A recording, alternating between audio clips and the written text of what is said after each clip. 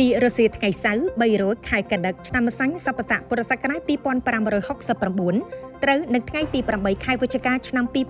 2025លោកអ្នកអង្គការលីយ៉ុងផាត់ប្រធានសមាគមអង្គការកម្ពុជាបានចាត់តាំងអ្នកអង្គការផែហុកឈួនអនុប្រធាននិងជាប្រធានគណៈកម្មការរដ្ឋបាលហិរញ្ញវត្ថុនិងធនាគារដឹកនាំគណៈប្រតិភូសមាគមអង្គការកម្ពុជាអញ្ជើញដាក់គម្រោងផ្កាគោរពវិញ្ញាណក្ខន្ធនៅវិមានឯករាជ្យនិងបានបន្តថ្វាយគម្រោងផ្កាគោរពព្រះវិញ្ញាណក្ខន្ធព្រះករុណាសម្ដេចព្រះនរោត្តមសីហនុព្រះមហាវីរក្សត្រព្រះវររាជបិតាឯករាជ្យបូរណភាពទឹកដីនិងឯកភាពជាតិខ្មែរព្រះបរមរតនកោដ្ឋនៅមណ្ឌបព្រះបរមរូបខាងកើតវិមានឯករាជ្យក្នុងឱកាសខួបអនុស្សាវរីយ៍លើកទី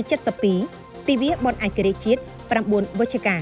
នេះជាការរំលឹកនឹកដល់គុណូបការៈនិងវីរភាពដ៏ធំធេង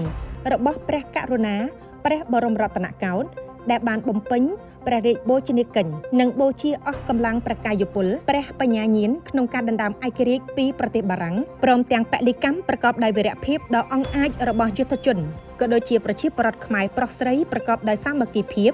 ក្នុងការដណ្ដើមបានមកវិញ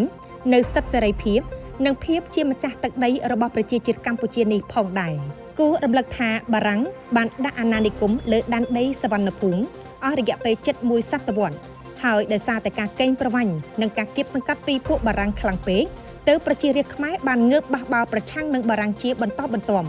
ដោយព្រះតម្រិះថាការទាមទារឯករាជ្យដោយអាវុធបណ្ដាលឲ្យប្រជារាស្ត្ររងទុក្ខខ្លាំងពេកព្រះមហាក្សត្រខ្មែរ